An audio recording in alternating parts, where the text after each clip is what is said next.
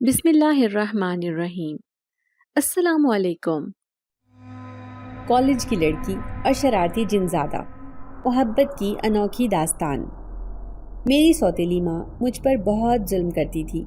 میں بچپن سے ہی دیکھتی آ رہی تھی۔ وہ میرا بالکل بھی خیال نہیں رکھتی تھی۔ میرے ابا کی کریانے کی دکان تھی، اماں گھر میں کپڑے سلائی کرنے کا کام کرتی تھی۔ ماں کا کام بہت اچھا جا رہا تھا۔ محلے کی تمام عورتیں اماں سے ہی کپڑے سلائی کرواتی تھیں۔ ان کے ہاتھ میں صفائی اور نفاست بہت زیادہ تھی۔ میں اماں ابا کی اکلوتی اولاد تھی۔ میری سگی ماں تو میرے بچپن میں ہی اپنے خالق حقیقی سے جا ملی تھی۔ وہ ایک بہت بڑے حادثے کا شکار ہوئی تھی۔ تب میں بہت چھوٹی تھی۔ مجھے اس وقت ماں کی ضرورت تھی، کسی عورت کی ضرورت تھی جو میرا خیال رکھ سکے۔ سب لوگ کہتے تھے میری ماں کی موت بڑے ہی عجیب و غریب طریقے سے ہوئی تھی۔ کسی کو بھی ان کی موت کا یقین ہی نہیں آتا تھا۔ ہم لوگ گاؤں میں رہتے تھے اور ہمارے گاؤں کا یہ رواج تھا کہ گاؤں کی تمام عورتیں کپڑے دھونے کے لیے نہر پر جایا کرتی تھیں اور نہر پر نہا کر واپس آیا کرتی تھیں۔ تب میں بالکل چھوٹی سی تھی۔ میں چند دن کی بچی تھی اور گھر میں اماں اور ابا کے علاوہ کوئی بھی نہیں تھا۔ کوئی بھی ایسی عورت نہیں تھی کہ جو میرا خیال رکھ سکتی۔ میرے اماں اور ابا دونوں ہی اکلوتے تھے اور دونوں کے ماں باپ کو فوت ہوئے بھی کافی عرصہ گزر چکا تھا۔ اس وقت میری ماں چلے میں تھی اور ہمارے گاؤں کی بڑی بوڑھیاں کہتی تھیں کہ چلے میں عورت کو کبھی بھی گھر سے باہر نہیں نکلنا چاہیے، اسے کہیں بھی نہیں جانا چاہیے۔ ہمارے گاؤں میں پانی کی بہت زیادہ قلت تھی۔ پینے کے لیے پانی باہر سے لایا جاتا تھا اور کپڑے دھونے اور نہانے کے لیے سب لوگ نہر پر جایا کرتے تھے۔ اس وقت میری عمر محض 20 دن تھی جب میری اماں نے کپڑے دھونے کے لیے نہر پر جانے کا فیصلہ کیا۔ کپڑے سارے گندے ہو چکے تھے اور مزید گھر میں پہننے کے لیے کپڑے نہیں تھے۔ اماں نے مجھے محلے میں ایک عورت کے پاس چھوڑا اور کہا 2-3 گھنٹوں کے لیے میری بیٹی کا خیال رکھنا، میں 2-3 گھنٹوں کے بعد واپس آ جاؤں گی۔ اس عورت کو جب پتہ چلا کہ اماں نہر پر جا رہی ہے تو اس نے اماں کو منع کرنے کی کوشش کی اور کہا کہ اس حالت میں نہر پر اکیلی مت جاؤ، دوپہر کا وقت ہے، ایسا نہ ہو کہ تمہیں کوئی سایہ چمٹ جائے اور تمہیں کوئی نقصان اٹھانا پڑے۔ میری ماں بڑی بہادر عورت تھی۔ وہ ان جن بھوتوں کی باتوں پر بالکل بھی یقین نہیں رکھتی تھی۔ انہیں کافی عورتوں نے منع کیا کہ تم اس وقت دوپہر کا وقت ہے، نہر پر مت جاؤ، مگر میری ماں نے کسی کی بھی نہیں سنی اور اکیلی ہی نہر پر چلی گئیں۔ جب وہ نہر پر گئیں تو کپڑے دھو رہی تھی۔ انہیں ایسے محسوس ہوا جیسے ان کا ہاتھ کسی نے پکڑ لیا ہو۔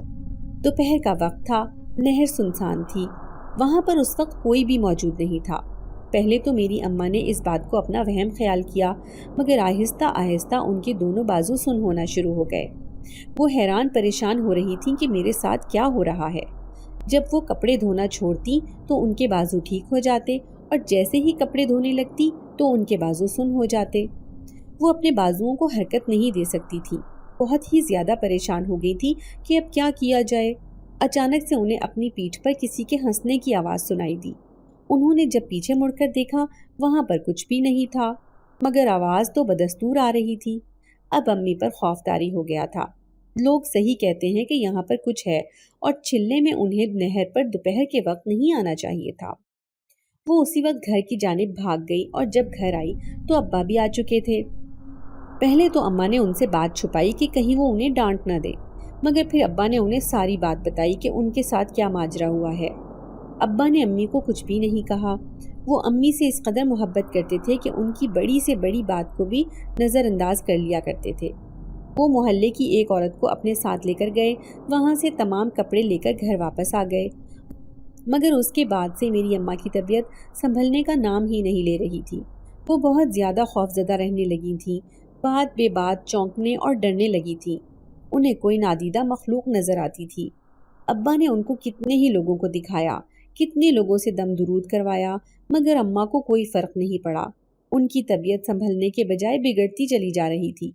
ہمارے قریبی گاؤں میں ایک عامل رہتا تھا جو کہ بہت ہی زیادہ پہنچا ہوا مشہور تھا۔ ابا اماں کو لے کر اس کے پاس بھی گئے، مگر اس چیز نے عامل کی درگت بنا ڈالی۔ اس کا تماشا پھر پورے گاؤں نے دیکھا اور اس طرح سے اس عامل کا پول بھی کھل گیا کہ وہ محض ڈرامہ تھا۔ اس کے پاس کوئی جنات نہیں تھے اور نہ ہی موکلات اس کے غلام تھے۔ کتنے ہی لوگوں سے ماں کا علاج کروایا گیا، مگر اماں کی حالت دن بدن بگڑتی ہی جا رہی تھی۔ مجھے ابا ہی سنبھالتے اور زیادہ تر کام ابا ہی کرتے تھے۔ اب تو اس چیز نے اماں پر حاضر ہونا شروع کر دیا تھا اور ایک دن ماں نے چھت سے کود کر اپنی جان دے دی۔ اس کے بعد گاؤں کی اکثر عورتوں کے ساتھ یہی ہونے لگا تھا۔ اکثر عورتیں ڈر جاتی تھیں اور ان کی حالت بھی اماں کی جیسی ہوتی تھی۔ پھر دور دراز گاؤں سے ایک بزرگ کو لایا گیا۔ اس بزرگ نے یہاں پر عمل کیا تو پتہ چلا کہ یہاں پر ایک چڑیل آ گئی ہے جو نہر میں رہتی ہے، وہی عورتوں کو تنگ کرتی ہے۔ بزرگ نے پہلے تو باتوں سے اس چڑیل کو یہاں سے بھگانے کی کوشش کی، مگر جب وہ نہیں مانی تو بزرگ نے اس چڑیل کو قید کر دیا اور پھر پورے گاؤں کے سامنے اس کو جلا کر راکھ کر دیا۔ اب گاؤں والوں کی اس سے جان چھوٹ گئی تھی اور عورتیں آزادی کے ساتھ نہر پر آنے جانے لگی تھی۔ مگر اب میرا مسئلہ تھا، ابا مجھے اکیلے کیسے سنبھال سکتے تھے؟ یا وہ گھر چلاتے یا مجھے سنبھالتے، یا پھر روزگار کمانے کے لیے باہر جاتے، اور اگر وہ کام نہ کرتے تو کھاتے کہاں سے؟ کچھ دن تک تو محلے میں ایک عورت کے پاس مجھے چھوڑ کر کام پر جاتے رہے، پھر اس عورت نے میری ذمہ داری لینے سے انکار کر دیا کیونکہ اس کی اپنی بھی بہت ساری ذمہ داریاں تھیں۔ میری ذمہ داری پھر ابا پر آ گئی تھی۔ میرے گھر میں میری دادی، نانی یا کوئی بھی عورت نہیں تھی، ایسے میں وہ میری ذمہ داری کس طرح سنبھال سکتے تھے؟ انہوں نے ایک عورت کو میرا خیال رکھنے کے لیے رکھ لیا۔ وہ اسے مہینے کی معقول تنخواہ دیتے تھے، مگر وہ عورت میرا بالکل صحیح طریقے سے خیال نہیں رکھتی تھی۔ نہ وہ مجھے وقت پر دودھ دیتی تھی، نہ میری صفائی ستھرائی کا خیال رکھتی تھی، نہ میرے کپڑے بدلتی۔ سب رشتہ داروں نے میرے ابا پر زور دینا شروع کر دیا کہ اپنے لیے نہ صحیح اپنی بیٹی کے لیے ہی دوسری شادی کر لو۔ سب رشتہ داروں نے زبردستی ابا کی شادی ایک کزن سے کروا دی۔ ابا کی وہ کزن بہت ہی زیادہ زبان دراز تھی۔ یہ ابا کی سگی چچا زاد تھی۔ اس کی زبان درازی کی وجہ سے اس کا کہیں بھی رشتہ نہیں ہوتا تھا۔ ابا کو شادی کی کوئی چاہت نہیں تھی۔ وہ ساری زندگی میری ماں کے خیالوں کے ساتھ گزار سکتے تھے۔ میری سوتیلی ماں کو تو میری ذمہ داری سنبھالنے کے لیے لایا گیا تھا، مگر میرے جوان ہونے تک میں نے کبھی اپنی کوئی بھی ذمہ داری، جو کہ ایک ماں کی ذمہ داری ہوتی ہے، پوری ہوتے نہ دیکھی تھی۔ وہ ہر وقت اپنے حال میں مست رہتی تھی، ارد گرد کا انہیں کوئی ہوش نہیں تھا۔ میری سوتیلی اماں بہت لالچی عورت تھی، ہر وقت ابا سے پیسے کی وجہ سے لڑتی رہتی تھی۔ میں بچپن سے ان کو ایسے ہی دیکھتی آ رہی تھی۔ گھر کا ماحول ہر وقت کھچا کھچا سا رہتا۔ ابا جتنا پیسہ کما کر لاتے وہ سب اماں کو تھما دیتے، پھر بھی اماں کبھی راضی نہ ہوتی۔ ابا گھر کا ماحول ٹھیک رکھنے کی وجہ سے خاموشی اختیار کیے ہوئے تھے، مگر وہ سر پر چڑھتی جا رہی تھی۔ مجھے سمجھ نہیں آتی تھی کہ وہ اتنے پیسوں کو کیا کرتی تھی۔ اپنی کمائی کے پیسے بھی وہ سنبھال کر رکھتی تھی، اپنی سلائی کے پیسے بھی وہ سنبھال کر رکھتی تھی، اور ابا سے بھی تمام پیسے بٹور لیا کرتی تھی، مگر اس کے باوجود بھی وہ کسی صورت ابا سے راضی دکھائی نہیں دیتی تھی۔ گھر میں کھانے پکانے کے لیے سبزی دال کے علاوہ کبھی گوشت نہیں دیکھا تھا۔ اکثر تو ابا کی جیب میں دکان تک جانے کا کرایہ بھی نہیں ہوتا تھا، اور اگر کبھی ابا اماں سے مانگ لیتے تو اماں 100 باتیں سناتی۔ میرے ابا طبیعتاً بہت زیادہ شریف تھے۔ انہوں نے کبھی بھی اماں سے دوسری بات نہیں کی اور نہ ہی کبھی گھر کے کسی معاملے میں دخل اندازی کی، مگر میرے ساتھ بھی ان کا رویہ بہت عجیب تھا۔ میں بچپن سے ہی گھر کے تمام کام کاج خود کرتی تھی اور انہیں کسی بھی بات پہ تنگ نہیں کرتی تھی، کبھی فرمائش نہیں کرتی تھی، مگر اس کے باوجود وہ مجھ سے خوش نہیں تھی۔ وہ مجھے ہر وقت اکتائی ہوئی لگتی تھی۔ میں اس سب سے بہت تنگ آ گئی تھی اور ہر وقت روتی رہتی تھی۔ میں بے حد خوبصورت تھی۔ اسکول میں سب میری خوبصورتی کے قصیدے پڑھتے تھے۔ ہر کوئی مجھے دیکھ کر ایک ہی بات کہتا، کسی دن ایسا نہ ہو کہ کوئی جن تم پر عاشق ہو کر اپنی دنیا میں لے جائے۔ میری سہیلیاں ہمیشہ مجھے مذاق میں چھیڑتی، لیکن مجھے ان سب باتوں سے بہت گھبراہٹ ہوتی تھی۔ میں ایسی باتوں کو بالکل پسند نہیں کرتی تھی۔ اسکول ختم ہوا تو اماں نے میری پڑھائی چھڑوا دی اور بولی، میں اتنا خرچہ نہیں کر سکتی، تمہارے کالج کی فیس ادا نہیں کر سکتی، اور میں گھر بھی نہیں سنبھال سکتی، میں کپڑے سلائی کروں یا گھر کے کام کروں۔ پھر میں نے احتجاجاً ابا سے اپنے شوق کا اظہار کیا، مگر انہوں نے بھی اس معاملے میں خاموشی اختیار کر لی۔ وہ جانتے تھے کہ ان کی بیوی بہت ہی زبان دراز عورت ہے اور وہ اس کی زبان درازی کا مقابلہ نہیں کر سکتے تھے، مگر مجھے پڑھنے کا بہت شوق تھا اور میں گھر کے ایسے ماحول میں رہ کر پاگل نہیں ہونا چاہتی تھی۔ میں اپنے پیروں پر کھڑا ہونا چاہتی تھی۔ میں جانتی تھی کہ میں زندگی میں کچھ نہ کچھ بن سکتی ہوں۔ مجھے ذرا سی خواہش کے لیے، ذرا سی ضرورت کے لیے کسی دوسرے کے آگے ہاتھ نہ پھیلانا پڑے۔ تبھی میں نے اماں سے کہا کہ میں گھر میں ٹیوشن پڑھایا کروں گی اور ان سے جو پیسے آئیں گے ان سے میں اپنی فیس ادا کر لوں گی۔ میری حیرت کی انتہا نہ رہی جب اماں نے مجھ سے کہا کہ اس میں میرا کیا فائدہ ہوگا۔ مجھے اپنی اماں کی لالچ پر بے حد دکھ ہوا، بہت تکلیف ہوئی، کیونکہ اماں میری سگی ماں نہیں تھی۔ اگر سگی ماں ہوتی تو کبھی یہ بات نہ کہتی، بلکہ میری خواہش پورا کرنے کے لیے ہر حد سے گزر جاتی۔ میں نے اپنی سوتیلی اماں سے کہا کہ جتنے پیسے ہوں گے اس میں سے فیس ادا کرنے کے بعد میں آپ کو باقی کی رقم دے دیا کروں گی۔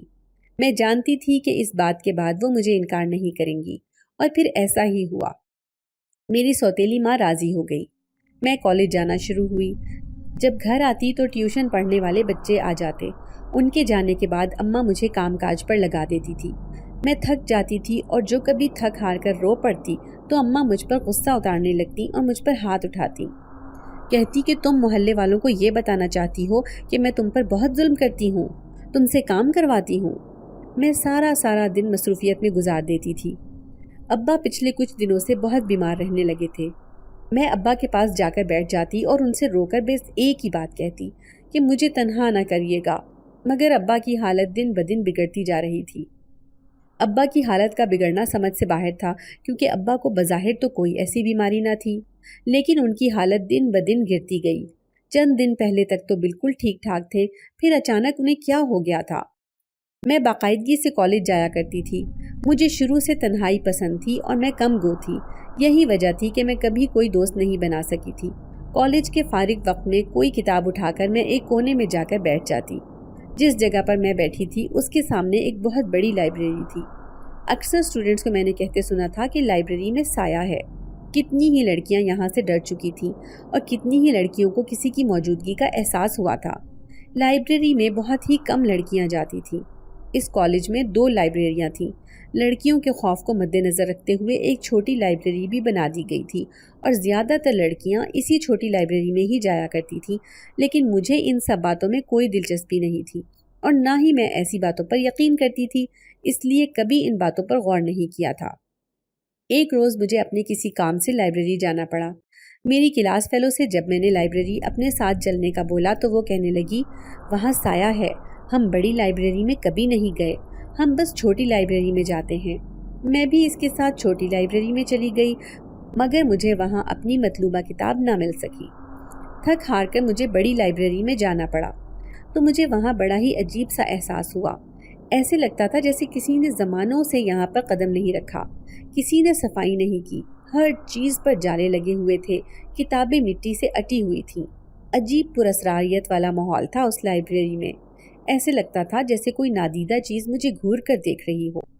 میں لائبریری میں داخل ہوئی تو ایک دم پیچھے سے دروازہ بند ہو گیا۔ میں ایک دم سے حیران پریشان رہ گئی۔ نہ ہوا چل رہی ہے، نہ آندھی اور طوفان ہے، اور نہ ہی یہاں پر کوئی انسان ہے، تو پھر دروازہ خود کیسے بند ہو گیا؟ سب اسٹوڈنٹس کی باتیں میرے ذہن میں گھومنے لگی تھیں۔ تبھی میں ایک دم بہت ڈر گئی، مگر کتاب لیے بغیر میں واپس نہیں جا سکتی تھی، کیونکہ وہ کتاب میرے لیے بہت زیادہ اہم تھی۔ اگر وہ یہاں سے نہ ملتی تو مجھے خریدنی پڑتی، اور اس کتاب کو خریدنے کے لیے میرے پاس پیسے نہیں تھے، تو اور کوئی راستہ نہیں تھا کہ میں اس کتاب کو لائبریری میں تلاش کروں۔ میں ڈر کے مارے تھوڑا آگے گئی اور ایک میز پر بیٹھ گئی۔ اپنی کتاب سے متعلقہ دوسری کتاب ڈھونڈنے میں الماریاں دیکھنے لگی۔ تمام الماریاں اور کتابیں دھول مٹی سے اٹی ہوئی تھیں۔ ان کو جھاڑتے جھاڑتے میں خود بھی اچھی خاصی مٹی سے اٹ چکی تھی۔ مطلوبہ کتاب ملتے ہی میں واپس آئی تو میرے پیروں تلے زمین نکل گئی، کیونکہ وہاں میرا بیگ موجود نہیں تھا۔ مجھے بہت حیرت ہوئی، ابھی تھوڑی دیر پہلے تو یہاں رکھا تھا، اب کہاں گیا؟ مجھے ایک دم پریشانی ہونے لگی۔ میں نے پوری لائبریری دیکھ لی، مگر مجھے بیگ کہیں نظر نہیں آیا۔ بہت دیکھنے کے بعد لائبریری میں موجود ایک میز پر میرا بیگ پڑا ہوا تھا۔ میں حیران رہ گئی کہ میں تو کتنی ہی بار اس کونے کی طرف گئی ہوں، وہاں پر مجھے پہلے بیگ نظر نہیں آیا۔ مجھے لگا شاید میں نے ہی وہاں بیگ رکھا تھا اور اب بھول گئی ہوں، یا پھر میں نے دھیان سے دیکھا ہی نہیں۔ میں نے وہاں سے بیگ اٹھایا اور پھر جلدی سے دروازے کے پاس ٹیبل پر آ گئی۔ وہاں کوئی بھی لائبریرین موجود نہیں تھی، تو میں کتاب لیے واپس آ گئی۔ یہ پورا ہفتہ مجھے کام کے سلسلے میں لائبریری جانا پڑتا رہا، کیونکہ میرے پیپرز ہونے والے تھے۔ مجھے اسائنمنٹ بنانے کے لیے کچھ کتابوں کی ضرورت تھی اور وہ کتابیں خریدنے کی مجھ میں استطاعت نہیں تھی۔ اگلے روز جب میں لائبریری گئی تو ابا کی طبیعت کی وجہ سے کافی پریشان تھی۔ نہ جانے وہ ایک دم سے کیوں اتنے بیمار رہنے لگے تھے۔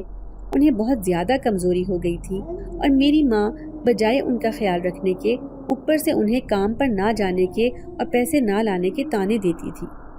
میں نے پھر اپنی مطلوبہ کتاب نکالی اور پڑھنے بیٹھ گئی۔ ابھی کچھ ہی دیر گزری تھی کہ ایک دم کرسیاں نیچے گرنے کی آواز آئی۔ میں نے مڑ کر دیکھا، وہاں سب کی سب کرسیاں نیچے گری ہوئی تھیں۔ میں ہکا پکا رہ گئی، میرے علاوہ یہاں پر کوئی نہیں تھا۔ یہ کرسیاں کس نے گرائی ہیں؟ اور ایک طرف سے سرگوشیاں کرنے کی آواز آنے لگی، جیسے کوئی باتیں کر رہا ہو۔ میں نے حیرانی سے ادھر ادھر دیکھا۔ اب مجھے سمجھ آ گئی تھی لوگ کیوں گھبراتے تھے یہاں آنے سے۔ یقیناً یہاں پر کوئی نادیدہ ہستی تھی جو آنے والوں کو تنگ کرتی تھی۔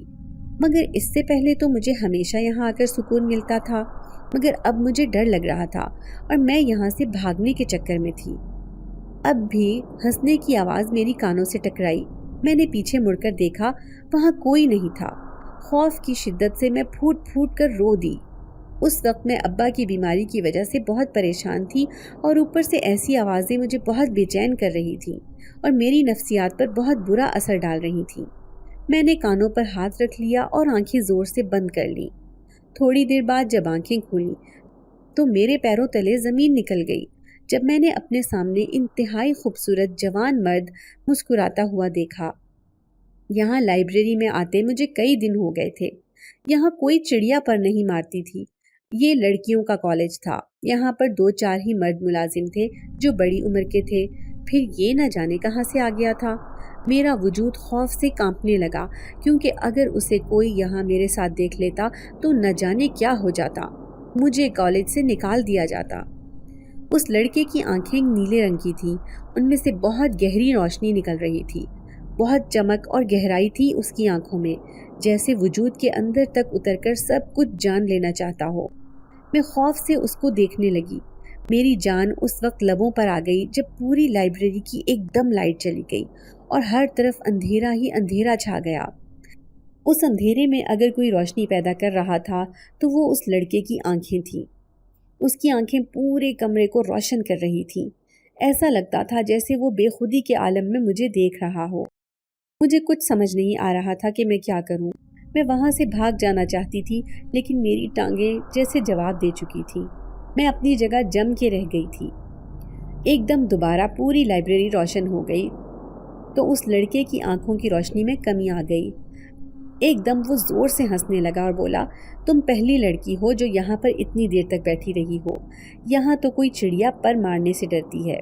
ایک تو تم بہادر ہو، دوسرا تم بہت زیادہ خوبصورت ہو، تیسری اور سب سے اہم بات، میرا تم پر دل آ گیا ہے۔ میں تمہیں پسند کرنے لگا ہوں۔ جبکہ میرا تو وہ حال تھا کہ کاٹو تو بدن میں لہو نہیں۔ میں خوف کے مارے آنکھیں نیچے بیٹھی تھی۔ وہ میری اس حرکت پر مسکرانے لگا اور بولا، مجھ سے ڈرو مت، مجھے اپنا دوست ہی سمجھو۔ میں نے اس کی طرف حیرت سے دیکھا۔ میں نے ڈر کے مارے اس سے اس کا نام پوچھا تو اس نے اپنا نام سلیمان جن زادہ بتایا۔ سلیمان تک تو ٹھیک تھا، مگر جب اس نام کے ساتھ لفظ جن زادہ سنا تو میرے اوسان خطا ہو گئے۔ میں نے خوف سے پھٹی پھٹی آنکھوں سے اس کی طرف دیکھا۔ اس نے میرے چہرے پر اس قدر زور سے پھونک ماری کہ اب میرا ڈر آہستہ آہستہ زائل ہونے لگا۔ میں کافی دیر تک اس کے ساتھ وہاں پر بیٹھی باتیں کرتی رہی۔ میں نے لائبریری میں بہت زیادہ وقت گزارا تھا۔ میری کلاس کا وقت ہو رہا تھا۔ میں نے اس سے واپس باہر جانے کی خواہش کا اظہار کیا تو اس نے مجھے بآسانی اجازت دے دی۔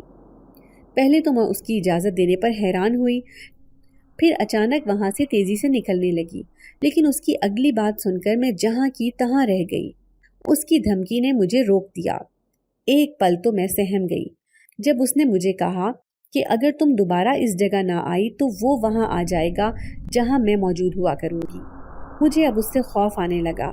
اس نے مجھ سے وعدہ لیا کہ میں ہر روز اس سے ملنے کے لیے آؤں۔ میں نے بھی جلدی سے وعدہ کر لیا اور وہاں سے جلدی باہر بھاگ گئی۔ میں بھاگتی ہوئی اپنی کلاس میں آئی تو میرے چہرے پہ ہوائیاں اڑی ہوئی تھیں۔ پوری کلاس میری طرف دیکھ کر ایک دم حیران ہوئی۔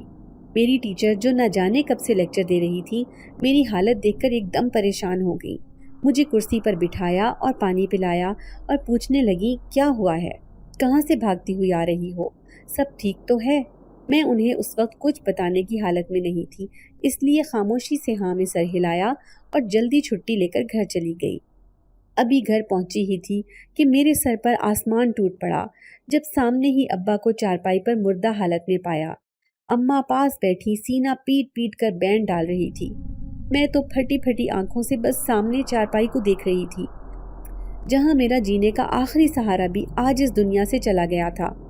ابا نے اس دنیا سے جانے سے پہلے ایک بار بھی نہیں سوچا کہ میں اس دنیا کے رحم و کرم پر کیسے جیوں گی۔ میں تو آخری وقت پر ان کے پاس بھی نہیں تھی، ان سے بات تک نہیں کر سکی تھی۔ میرے دکھ کا اندازہ کون لگا سکتا تھا؟ میں مردہ قدموں سے چارپائی کے پاس گئی اور وہاں ہی بیٹھ گئی۔ میری سوتیلی اماں محلے والوں کو دکھانے کے لیے بھاگ کر میرے پاس آئی اور میرے پاس بیٹھ کر مجھے اپنے سینے سے لگا کر کہنے لگی، دیکھ، ہمیں تیرے باپ نے تنہا کر دیا ہے، کیوں اس کو ہم ماں بیٹی کا خیال نہیں آیا؟ محلے والے اماں کے رونے پر افسردہ ہو گئے، لیکن میں جانتی تھی کہ یہ محض مگرمچھ کے آنسو ہیں، محض دکھاوا ہے، اس کے علاوہ کچھ نہیں۔ مجھے اپنی اماں پر انتہا کا غصہ آنے لگا، لیکن سب کے درمیان بیٹھ کر میں کچھ بول نہیں پائی۔ میں تو ویسے بھی بزدل تھی، اس کے تمام ظلم و ستم خاموشی سے سہ رہی تھی۔ میں اماں کے رونے پر سوال کرنا چاہتی تھی کہ جب ابا بیمار تھے اور میں ان سے ابا کے علاج کے لیے پیسے مانگا کرتی تھی تو اماں ہمیشہ کہتی تھی کہ میرے پاس پیسے نہیں ہیں، حالانکہ ان کے پاس بہت زیادہ پیسے ہوا کرتے تھے، مگر نہ جانے کیوں وہ اتنی لالچی اور کنجوس تھی، اور ابا ان کا پھر بھی اتنا خیال رکھتے تھے۔ انہوں نے ابا کے ساتھ ساری زندگی گزارنے کے باوجود بھی محبت کیوں نہیں کی تھی؟ میں سمجھنے سے قاصر تھی۔ اب ان آنسوؤں کا کیا مطلب ہے؟ میں ان آنسوؤں کا کیا کروں؟ میری تو دنیا ہی اجڑ گئی تھی۔ ابا کا جنازہ اٹھا تو ہر طرف کوہرام مچ گیا۔ میں چیختی چلاتی رہی اور ابا کو لے کر دفنانے کے لیے چلے گئے۔ میں پھر کتنے دن تک کالج نہیں جا سکی۔ ابا کے جنازہ اٹھنے کی دیر تھی، جیسے ہی 40واں ہوا، ماں کا ظلم و ستم پھر سے بڑھ گیا۔ اماں نے اب مجھے پڑھانے کے ساتھ ساتھ کسی کے گھر کام پر بھی لگا دیا تھا۔ ان کا کہنا تھا ٹیوشن کے پیسے بہت کم آتے ہیں، اس لیے ٹیوشن پڑھانے کے ساتھ ساتھ کسی کے گھر میں کام بھی کرو، کیونکہ تمہارا باپ تو رہا نہیں جو کما کر لائے، اور میرے پاس تمہیں کھلانے کے لیے پیسے نہیں ہیں۔ میں کسی کے گھر میں کام بھی کرتی تھی، اس کے علاوہ میں گھر میں بیٹھ کر ٹیوشن بھی پڑھاتی تھی، لیکن میری ساری رقم اماں لے لیتی۔ ابا کے ہوتے ہوئے سبزی اور دال پک جایا کرتی تھی۔ اب تو اماں دو دن مجھے کھانے کو بہت ہی کم دیتی۔ اس دن کے بعد سے میں کبھی بھی لائبریری نہیں گئی تھی، اور نہ ہی مجھے اس جن زادے سے کیا ہوا وعدہ یاد تھا۔ ایک روز اسائنمنٹ جمع کروانے کا آخری دن تھا اور حسب معمول میرے پاس کتاب نہیں تھی۔ چھوٹی لائبریری میں کتابیں دیکھیں، مگر مجھے اپنی مطلوبہ کتاب نہیں ملی۔ میں اماں کی وجہ سے پہلے ہی بہت پریشان تھی، جو مجھے جان بوجھ کر گھر سے نکلنے نہیں دے رہی تھی۔ وہ کہتی تھی، بہت کر لی پڑھائی تم نے، اب گھر سنبھالو۔ بہت مشکل سے میں جلدی سے ان سے جان چھڑوا کر گھر سے آئی اور لمبی لائن میں لگ گئی۔ اتنی لمبی لائن ختم ہونے کے بعد جب میری باری آئی تو میں نے اپنے بیگ میں سے اپنی فائل نکالنا چاہی، مگر میرے پیروں تلے زمین نکل گئی، کیونکہ میرے بیگ میں میری فائل موجود ہی نہیں تھی۔ میرے تو ہوش اڑ گئے۔ میں نے ادھر ادھر دیکھا، مگر مجھے اپنی فائل کہیں نہیں ملی۔ میں جو گھر سے سیدھا کالج میں آئی تھی، اب تو مجھے اپنی بے بسی پر رونا آ رہا تھا۔ سر نے مجھے لائن سے نکلنے کو بولا۔ میں ان کی منت سماجت کرنے لگی کہ میں اپنی فائل جلدی ڈھونڈ کر لے آؤں گی۔ سر نے بولا، جب مل جائے تو لے آنا۔ میں جلدی سے روتی ہوئی وہاں سے نکلی۔ سارا کالج دیکھ لیا۔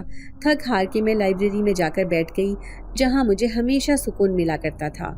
لائبریری میں آنے کے بعد مجھے وہ جنزادہ اور اس کے ساتھ کیا ہوا وعدہ یاد آیا۔ میں لائبریری میں بیٹھ کر رونے لگی۔ میری بے بسی عروج پر تھی۔ ابھی مجھے وہاں روتے کچھ ہی دیر گزری تھی کہ میرے کان کے پاس ایک جانی پہچانی آواز آئی۔ وہ آواز کسی اور کی نہیں بلکہ اسی جنزادے کی تھی۔ میں نے چونک کر سر اٹھایا۔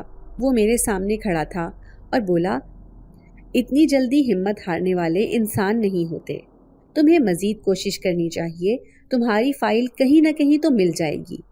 ہمت ہارنے والوں کی ہمیشہ ہار ہوتی ہے، تمہیں تو جیتنا ہوگا، اور لگتا ہے تمہیں بھولنے کی بہت ہی پرانی عادت ہے۔ تبھی میرے ساتھ پہلے کیا ہوا وعدہ بھول گئی، اپنی فائل کو بھول گئی۔ پہلے تو میں حیران ہوئی کہ اسے میری فائل کا کیسے پتہ چلا، پھر مجھے یاد آیا کہ وہ تو ایک جن زادہ ہے۔ تب میں خوف زدہ ہو گئی اور پہلے سے بھی زیادہ شدت کے ساتھ رونے لگی اور بولی، میں پورے کالج میں ڈھونڈ چکی ہوں مگر مجھے کہیں فائل نہیں ملی۔ اس کی آنکھیں ایک دم غصے سے چمکنے لگیں۔ وہ بولا، مجھے وہ لوگ سخت ناپسند ہیں جو محنت اور کوشش کے بغیر ہار مان لیتے ہیں۔ تم ادھر دیکھو، تمہیں یقیناً تمہاری مطلوبہ چیز مل جائے گی۔ اور آج آخری دن ہے فائل جمع کروانے کا۔ اگر فائل جمع نہ ہوئی تو میری پورے سال کی محنت ضائع ہو جائے گی۔ تم ادھر دیکھو، تمہیں یقیناً تمہاری مطلوبہ چیز مل جائے گی، لیکن اگر تم تلاش نہیں کرو گی تو ملے گی کیسے؟ میں آپے سے باہر ہونے لگی، پھر پوری لائبریری چھان ماری، لیکن مجھے کہیں بھی فائل نظر نہ آئی۔ میں دوبارہ جنزادے کے پاس آئی اور بولی، میں نے پوری لائبریری دیکھ لی ہے مگر مجھے کوئی فائدہ نہیں ہوا۔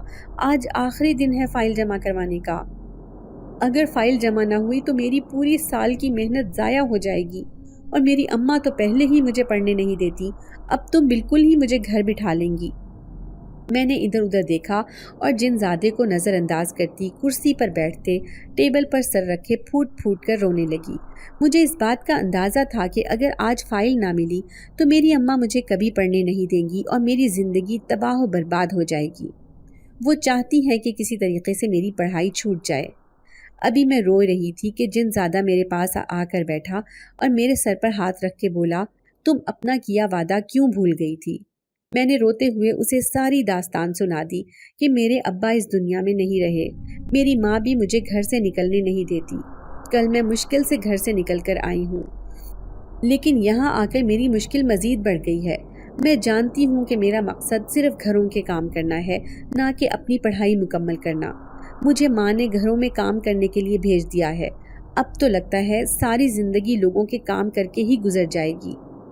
جنزادے نے حیرت سے میری طرف دیکھا اور ایک دم میرے سامنے میری فائل رکھ کر بولا، مجھے معاف کر دو، میں تمہیں بس تنگ کر رہا تھا، میں تو تم سے شرارت کر رہا تھا، تمہیں اس بات کا احساس دلانے کے لیے کہ تم اپنا کیا وعدہ بھول گئی ہو۔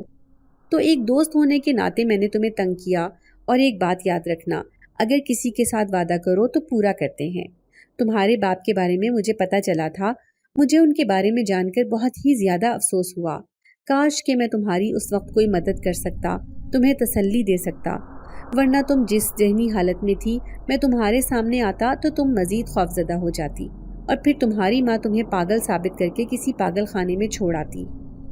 میں تو فائل کو دیکھ کر حیران پریشان رہ گئی تھی۔ اس نے میرے ساتھ شرارت کی تھی یا جو بھی تھا، میں نے پھر اس کا شکریہ ادا کیا۔ اس نے مجھے کہا کہ ہم اچھے دوست ہیں، تمہیں کوئی بھی مسئلہ ہو تم مجھے بتا سکتی ہو، تمہیں مجھ سے ڈرنے کی ضرورت نہیں ہے، میں تمہارے سامنے کبھی بھی خوفناک شکل میں نہیں آؤں گا اور ہمیشہ تمہارا خیال رکھنے کی کوشش کروں گا۔ اس کے بعد اس کا شکریہ ادا کرنے کے بعد جب میں آفس میں گئی تو میں جیسے ہی فائل جمع کروانے گئی، سامنے کا منظر دیکھ کر میرا سر چکرا گیا کیونکہ آفس بند ہو چکا تھا۔ میری آنکھیں پھر سے آنسوؤں سے بھرنے لگیں اور میں وہاں ہی زمین پر بیٹھ گئی۔ اب تو میں رو رو کر بھی تھک چکی تھی۔ تبھی وہ جنزادہ میرے پاس آ کر بیٹھ گیا۔ مجھے اب اس پر غصہ آنے لگا۔ میں اس کو بولی، یہاں سے اٹھو، میں اپنی عزت پر ایک حرف بھی برداشت نہیں کروں گی۔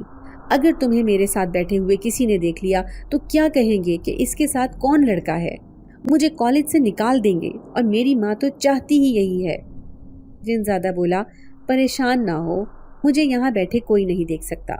میں اس پر غصہ کرنے لگی کہ تمہاری وجہ سے میری فائل جمع نہیں ہوئی، سب تمہارا قصور ہے، میری زندگی تم نے خراب کر دی اپنی شرارت نے۔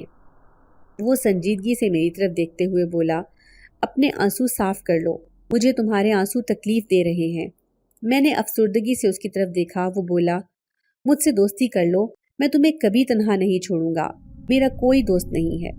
میں نے اس کی طرف دیکھا تو مجھے اس پر یقین آنے لگا، لیکن میں اس سے دوستی نہیں کر سکتی تھی۔ میں نے اس کو صاف منع کر دیا کہ میں تم سے دوستی نہیں کر سکتی۔ آخر کیوں نہیں کر سکتی دوستی؟ تو میں نے اس کو بتایا کہ میری سگی ماں اس دنیا میں نہیں ہے اور نہ ہی ابا، اب تو بس میں اپنی ظالم سوتیلی ماں کے رحم و کرم پر ہوں۔ میں تم سے وعدے کر کے بعد میں تمہیں چھوڑ دوں یہ تو وعدہ خلافی ہوگی، میں تمہیں کوئی جھوٹی امید نہیں دلانا چاہتی، اور اب تو ویسے بھی میری اسائنمنٹ جمع نہیں ہوئی، میرا پورا سال ضائع ہو گیا ہے، میری اماں اب مجھے کالج نہیں بھیجیں گی، پھر میں تمہارے ساتھ دوستی کیسے کر سکتی ہوں؟ وہ کچھ دیر میری طرف دیکھتا رہا، پھر اچانک اپنی جگہ سے اٹھ کر کہنے لگا، چلو میرے ساتھ۔ میں حیرانی سے اس کی طرف دیکھنے لگی اور اٹھ کر اس کے ساتھ چلنے لگی۔ وہ مجھے ایڈمن آفس کے سامنے لے کر آیا اور بولا، جاؤ اور ان سے بولو کسی مسئلے کی وجہ سے میں لیٹ ہو گئی ہوں، مجھے اپنا سال ضائع نہیں کرنا، میری یہ فائل جمع کر لیں۔ میں لمبا سانس کھینچ کر جن زادے کی بات مانتے ہوئے اندر چلی گئی اور جیسے اس نے کہا تھا ویسے ہی سب ایڈمن سے بول دیا۔ سر میری طرف کچھ دیر دیکھتے رہے۔ سر کے ساتھ اور بھی بہت سی ٹیچرز بیٹھی ہوئی تھیں، جن میں سے ایک میری کلاس ٹیچر بھی تھی۔ وہ کہنے لگیں، سر یہ واقعی پریشان تھی، ویسے تو سارا سال بچی بہت اچھی رہی ہے، میرے خیال سے اس کو ایک موقع دے دینا چاہیے۔ سب نے حامی بھری تو سر بھی مان گئے اور میری فائل جمع کر لی۔ میری تو خوشی کی کوئی انتہا نہیں تھی۔ میرا دل کیا وہاں ہی کھڑے کھڑے اونچی اونچی آواز میں سب کو بتا دوں کہ میں بہت خوش ہوں۔ میں خود پر ضبط کرتی باہر آئی تو وہاں جن زیادہ نہیں تھا۔ میں نے ادھر ادھر دیکھا لیکن وہ کہیں بھی نہیں تھا۔ میں جلدی سے بھاگ کر لائبریری میں گئی لیکن وہاں کا دروازہ اندر سے بند تھا۔ میں نے کئی بار دروازہ کھٹکھٹایا اور سلیمان کو آوازیں دینے لگی۔ تھوڑی دیر بعد دروازہ کھلا تو اندر سے کئی انگریز باہر نکلے۔ میں ان سب کو دیکھ کر پریشان ہوئی اور ایک طرف ہو گئی۔ کالج کے ایک سر بھی لائبریری سے باہر آئے اور وہ مجھے وہاں دیکھ کر حیران ہونے لگے۔ میں خاموشی سے ایک طرف کھڑی ہو گئی تو وہ بولے، یہاں آنا سختی سے منع ہے، آپ یہاں کیوں آئی ہیں؟ یہاں سے چلی جائیں، یہ اب کالج کا حصہ نہیں رہا۔ میں نے حیرت سے سر کی طرف دیکھا اور لائبریری کی دوسری طرف گئی۔ لائبریری کا وہ دروازہ بھی بند تھا اور اب تو سر بھی تالا لگا کر دروازے کو سیل کر گئے۔ میں افسردہ سی ہو کر لائبریری کے پاس زمین پر بیٹھ گئی۔ کافی دیر ادھر ادھر دیکھنے کے بعد مجھے جن زادے کی ہمیشہ کہنے والی بات یاد آئی کہ جب تک کوشش نہیں کرو گی کچھ حاصل نہیں کر پاؤ گی۔ اس کی بات نے جیسے میرے اندر جنون پیدا کر دیا۔ میں پوری لائبریری کی طرف گھومی اور کوئی راستہ نکالنے لگی جہاں سے میں اندر جا سکوں، لیکن مجھے کوئی راستہ نہیں ملا۔ لیکن میں نے اپنے دوست کی بات یاد رکھتے ہوئے ہمت نہیں ہاری۔ مجھے ایک کھڑکی نظر آئی جو باقی کھڑکیوں کے مقابلے میں تھوڑی نیچے تھی۔ میں جلدی سے اس کھڑکی کے پاس گئی اور اس کو کھولنے کی کوشش کی، مگر وہ تو جیسے جم گئی تھی۔ میں نے پاس پڑا پتھر اٹھایا اور اٹھا کر کھڑکی پر دے مارا۔ کھڑکی کا شیشہ ٹوٹ گیا۔ میں نے ہاتھ ڈال کر کھڑکی کھول لی اور اس کے ذریعے اندر چلی گئی۔ جن زیادہ خاموشی سے ایک طرف بیٹھا تھا۔ میں نے اس کو دیکھا، جلدی سے اس کے پاس گئی۔ وہ مجھے وہاں دیکھ کر حیران رہ گیا اور بولا، تم یہاں کیسے آئی ہو؟ میں نے کہا، میں آپ کی مدد سے یہاں آئی ہوں۔ وہ ناسمجھی سے میری طرف دیکھنے لگا۔ میں نے اسے کہا، آپ نے جو مجھے ہمت رکھنے اور کبھی ہار نہ ماننے کا درس دیا ہے وہی میرے کام آیا۔ لیکن اس نے کوئی خاص بات نہ کی اور سر جھکا کر بیٹھ گیا۔ میں نے اسے بولا، یہ جگہ کیسے سیل ہو گئی ہے؟ وہ کہنے لگا، کچھ انگریز یہاں کلب بنانا چاہتے ہیں۔ یہ میرا گھر تھا کبھی، لیکن یہاں کالج بن گیا۔ مجھے کوئی مسئلہ نہیں تھا کیونکہ یہاں بچے پڑھنے آتے تھے، مگر میرے گھر میں آنے کی اجازت کسی کو نہیں تھی۔ لیکن اب یہ جگہ بیچی جا رہی ہے، یہاں گناہ کا کام کیا جائے گا اور میں اپنے گھر کو ناپاک نہیں کرنا چاہتا۔ میں تو جن زادے کی باتیں سن کر حیران تھی۔ میں نے اس کو بولا کہ ایسا کیا کیا جائے کہ آپ کا گھر بچ جائے؟ وہ بولا، اگر کوئی اس جگہ کو خرید لے تو میرا گھر بچ سکتا ہے۔ میں بھی افسردہ ہو کر بیٹھ گئی کیونکہ میرے پاس اتنے پیسے نہیں تھے جن سے میں وہ جگہ خرید سکتی۔ مگر پھر جن زادے کی بات دماغ میں آئی کہ کچھ تلاش کیا جائے تو ہی کچھ ملتا ہے۔ پھر جلدی سے میرے دماغ میں ایک ترکیب آئی۔ میں نے اس سے کہا، تمہارے پاس ڈھیر سارے پیسے ہیں؟ وہ اچنبے سے میری طرف دیکھنے لگا، پھر دھیرے سے ہاں میں سر ہلایا۔ میں نے اس سے کہا، اگر تم مجھے وہ پیسے دے دو تو میں ان انگریزوں سے زیادہ پیسے کا لالچ دے کر کالج کے مالک سے یہ جگہ خرید سکتی ہوں۔ جن زادے نے خوشی سے چمکتی آنکھوں سے میری طرف دیکھا اور ایک دم کھڑا ہو گیا اور بولا، یہ تو بہت اچھا آئیڈیا ہے اور اس طرح سے یہ جگہ تمہاری ملکیت میں ہوگی اور تم جو چاہے اس کا کرنا۔ میں بھی خوش ہو گئی اور اس سے ایک چھوٹا سا شاپر لے کر میں جلدی سے آفس میں گئی۔ جن زادے نے کہا، تم جتنے پیسے منہ سے نکالو گی اس سے اتنے ہی پیسے نکلیں گے۔ میں آفس کے اندر گئی جہاں کالج کا مالک انگریزوں سے کوئی بات کر رہا تھا۔ میں وہاں جا کر خاموشی سے کھڑی ہو گئی۔ کالج کے مالک نے میری طرف حیرانی سے دیکھا اور کہا، آپ کو نہیں معلوم کہ یہاں پر اتنی اہم لوگوں کی میٹنگ چل رہی ہے اور آپ کو کس نے پرمیشن دی یوں کمرے میں آنے کی؟ جو کالج کا آنر تھا وہ پیسوں کے معاملے میں بھی پریشان تھا۔ انہیں پیسوں کی ضرورت تھی، اسی لیے وہ یہ کالج بیچ رہے تھے، میں نے ان سے کہا آپ 2 منٹ میری بات سن لیں سر۔ سر کو مجھ پر بہت زیادہ غصہ آیا مگر پھر وہ میری بات سننے پر رضامند ہو گئے۔ میں نے اس سے پوچھا یہ لوگ آپ کو کالج سیل کرنے کے کتنے پیسے دے رہے ہیں؟ اب کی بار انہوں نے مجھے غصے سے دیکھا اور کہا اس بات سے آپ کا کیا تعلق؟ میں نے کہا سر جتنے پیسے یہ آپ کو دے رہے ہیں میں اس سے ڈبل پیسے آپ کو دوں گی مگر یہ بلڈنگ آپ ان لوگوں کو نہیں بیچیں۔ اس بات پر وہ حیرت زدہ رہ گئے اور کہنے لگے اتنے پیسے آپ کہاں سے لاؤ گی؟ میں نے کہا یہ میرا مسئلہ ہے، آپ بس میری بات مان لیں۔ کالج کے اونر کے ساتھ انگریز بھی ہنسنے لگے۔ اونر نے اس جگہ کی قیمت بتا کر کہا کیا دے سکتی ہو؟ اتنے میں نے اپنے پرس میں اس سے ڈبل پیسے نکالے اور ان کے سامنے رکھ کر بولی آج سے یہ جگہ میری ہوئی، مجھے اس جگہ کے کاغذات چاہیے ابھی اور اسی وقت۔ اونر نے حیران ہو کر میری طرف دیکھا اور پھر پیسوں کی طرف اور حیرانی سے ایڈمن کو کہا کہ مجھے کاغذات دے دے۔ وہ خود بھی یہ جگہ غیر ملکیوں کو بیچنا نہیں چاہتے تھے اور ان کو پیسے بھی ان کی زبان سے زیادہ مل رہے تھے تو انہیں میری بات ماننے میں کوئی قباحت محسوس نہیں ہوئی۔ میں بہت خوش تھی کہ میں نے اپنے دوست کی مدد کی۔ میں جیسے ہی جنزادے کے پاس گئی وہ کہنے لگا میں جانتا تھا یہ کام تمہارے علاوہ کوئی نہیں کر سکتا۔ پھر وہ پھوٹ پھوٹ کر رونے لگا۔ اس نے مجھے بتایا کہ میں بہت پہلے سے تنہا زندگی گزار رہا ہوں، میرے ماں باپ بچپن میں ہی فوت ہو گئے تھے، یہاں اسی جگہ میں نے بچپن اور جوانی گزاری ہے۔ میں ہمیشہ اپنے اماں ابا کو یاد کرتا تھا۔ میرے تایا چچا مجھ سے بہت نفرت کرتے تھے، انہوں نے میرے گھر پر قبضہ کر لیا، لیکن میں جن تھا، میں نے ان سے اپنا بدلہ لیا اور خود سے عہد کیا کہ کچھ بھی ہو جائے میں ہمت نہیں ہاروں گا۔ پھر ایک روز تم میری زندگی میں آئی، تم بھی مجھے میرے جیسی لگی، دنیا سے تھکی ہاری لڑکی، تم بہت خوبصورت تھی، میں تمہارا ساتھ چاہتا تھا، اسی لیے میں تمہارے آس پاس رہنے لگا۔ تم میں جس بات کی کمی تھی میں وہ پوری کرنا چاہتا تھا۔ میں جنزادے سے بہت متاثر ہوئی لیکن میں نے اسے بولا کہ میری اماں بہت ظالم ہے، وہ مجھ پر بہت ظلم کرتی ہیں۔ اس نے پھر وہی بات کہی کہ تم ہمت نہیں ہارو گی، وعدہ کرو مجھ سے، اور ایک اور وعدہ کرو کہ تم اس جگہ کو کسی کے حوالے نہیں کرو گی۔ میں جنزادے کی بات پر حیران ہوئی اور اس سے پوچھا تم کہاں جا رہے ہو؟ وہ مسکرا دیا اور کہنے لگا مجھے ایک جنزادے کو ایک انسان سے پیار کرنے کی اجازت نہیں تھی مگر میں تم سے پیار کرنے سے خود کو روک نہیں پایا، اب اس کی سزا بھگتنے کا وقت آ گیا ہے، مجھے واپس بلا لیا جائے گا میری اپنی دنیا میں جہاں میرے جیسے ہی لوگ پائے جاتے ہیں۔ میں تو جنزادے کی بات پر حیران تھی، میں خوف سے کانپنے لگی اور بولی نہیں تم مجھے چھوڑ کر نہیں جا سکتے۔ وہ کہنے لگا فکر نہیں کرو، جب تم دل سے مجھے یاد کیا کرو گی میں بھاگا چلا آیا کروں گا، تم مجھے ہر وقت اپنے آس پاس پاؤ گی، تم جب بھی کسی مصیبت میں مبتلا ہوگی میں تمہارے ساتھ موجود ہوں گا۔ پھر اس نے مجھے اپنے ہاتھ سے انگوٹھی اتار کر دی اور کہا جب مجھے بلانا ہو اس کو زمین پر رگڑنا، میں تمہارے پاس آ جاؤں گا، لیکن ابھی مجھے جانا ہوگا۔ میرے دیکھتے ہی دیکھتے وہ وہاں سے ایک دم دھوئیں کی صورت غائب ہو گیا اور میں وہاں بیٹھتی چلی گئی۔ میں پھوٹ پھوٹ کر روتی سلیمان کو آوازیں دیتی رہی مگر میری آہو پکار اس نے نہ سنی۔ میں لائبریری سے گھر واپس لوٹ آئی، آتے ہی بیگ ایک طرف رکھا۔ اماں غصے ہونے لگی کہ سارا دن لگا کر آئی ہو، گھر کے کام کون کرے گا؟ اب تو مجھ میں بھی بس ہو گئی تھی۔ میں نے سوتیلی ماں کی طرف دیکھا اور وہ ایک دم گھبرا گئی اور ڈر کے مارے بولی یہ تیری آنکھیں نیلی روشنی کیوں دے رہی ہیں؟ مجھے سوتیلی ماں کی بات پر حیرانگی ہوئی۔ میں نے جیسے ہی شیشے میں خود کو دیکھا میری آنکھیں نیلی رنگ کی تھیں۔ مجھے جنزادے کی بات کانوں میں سنائی دی کہ میں تمہارے آس پاس ہی ہوا کروں گا۔ پہلے تو مجھے حیرت ہوئی، پھر میں مسکرا دی۔ اس کی پاک محبت مجھ میں سما گئی تھی۔ اس جنزادے سے میرا کوئی تعلق نہ ہونے کے باوجود وہ میرے وجود میں سما گیا تھا۔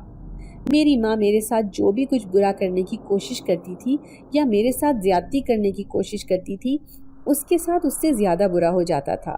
اب تو وہ رات کو ڈرنے لگی تھی اور سوتے سوتے چیخیں مار کر آ جاتی تھی۔ ایک بار اس نے مجھ پر ہاتھ اٹھانے کی کوشش کی اور میں نے اس کا ہاتھ پکڑ لیا۔ صرف ہاتھ پکڑنے کی وجہ سے ہی اس کا بازو فریکچر ہو گیا اور کتنے ماہ تک وہ اپنا بازو ہلا بھی نہیں پائی تھی۔ اب تو میری سوتیلی ماں بھی مجھ سے ڈر ڈر کر رہتی تھی، نہ وہ مجھے لوگوں کے گھروں میں کام کرنے کا بولتی تھی نہ کسی بات سے منع کرتی تھی۔ میں اپنی مرضی کے مطابق ہی زندگی بسر کرتی تھی۔ میں ہر دکھ اور غم میں اس کو یاد کرتی تو جیسے وہ مجھے انتہائی قریب محسوس ہوتا۔ کبھی کبھی مجھے اس کا لمس اور اس کی خوشبو بھی محسوس ہوتی تھی، جیسے وہ میرے بہت قریب ہو۔ زندگی میں اس دوست نے مجھے ایک ہی سبق سکھایا جس نے میری زندگی بدل کر رکھ دی۔ میں کہاں زمین پر تھی اور اب کہاں آسمان کی بلندیوں کو چھو رہی تھی۔ کالج بہت اچھا چل رہا تھا، اس سے بہت زیادہ آمدنی ہو رہی تھی۔ میں بہت جلدی ترقی کرتے ہوئے اتنا اوپر چلی گئی کہ میری بہت سی کمپنیاں چلنے لگیں، میرے بہت سے کاروبار چلنے لگے، اور میں اکثر سوچتی تھی کہ کبھی کبھی ہمیں کسی کے پیسوں کی نہیں بلکہ کسی کے چند جملوں کی ضرورت ہوتی ہے، کسی کے احساس کی، کسی کی محبت کی ضرورت ہوتی ہے، کسی کے ایسے لفظوں کی ضرورت ہوتی ہے جو ہماری ہمت بندھاتے ہیں، جو ہمیں آگے بڑھنے میں مدد کرتے ہیں۔ میری سوتیلی ماں بھی بہت زیادہ بدل گئی تھی، اسے اپنی غلطیوں کا احساس ہونے لگا تھا۔ میری جنزادے سے یہ محبت کی داستان بہت الگ تھی، لیکن محبت تو محبت ہوتی ہے اور وہ کسی سے بھی ہو سکتی ہے، اور حقیقی محبت وہی ہوتی ہے جس کی بدولت آپ کے محبوب کو ہمیشہ آپ سے کوئی فائدہ ہی ہو، نہ کہ وہ کسی مشکل میں پڑے۔ مجھے جب بھی کوئی مشکل آتی تھی وہ میری مدد کرنے کے لیے ضرور آتا تھا، پھر اس کے کہنے پر ہی میں نے ایک انسان کے ساتھ شادی کر لی۔ اگر آپ کو آج کی ہماری کہانی پسند آئی ہے تو اسے لائک کیجیے اور اپنے پیاروں کے ساتھ شیئر کیجیے، اور ہاں، اگر آپ نے ابھی تک ہمارا چینل سبسکرائب نہیں کیا تو ضرور کیجیے۔ ملتے ہیں کل ایک نئی اور دلچسپ کہانی کے ساتھ، تب تک کے لیے اللہ حافظ۔